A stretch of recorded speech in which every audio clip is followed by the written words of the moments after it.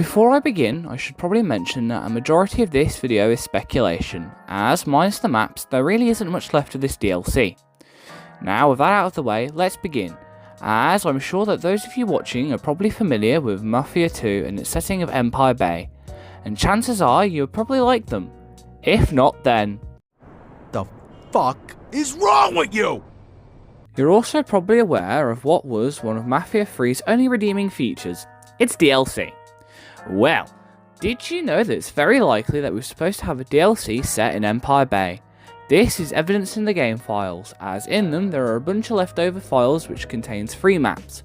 One of these 3 maps of Empire Bay seems to be a slightly updated version of the map we saw in Mafia 2, with updated textures, and a video of this will be linked below. Now what this would have been about is anyone's guess. However, I personally think that it would have featured Vito returning to Empire Bay either before or after the events of Mafia 3, to try and find out what happened to Joe at the end of the second game, or get revenge for Leo's semi-treacherous moment at the end of the game.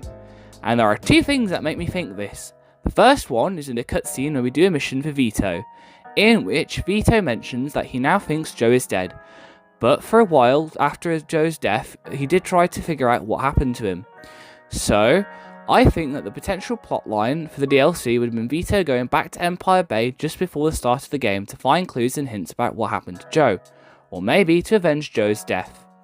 The evidence behind my second theory is this cutscene at the end of the game with a bloke who looks like an older Joe Barbaro helping Leo Galante get into a car after a meeting with Lincoln Clay about his actions against the Marcano family. So it stands to reason that the DLC could have featured Joe, who no doubt is probably aware of Vito's rough location and activities, calling the former to get help for revenge against Galante. Anyways, but that's just speculation.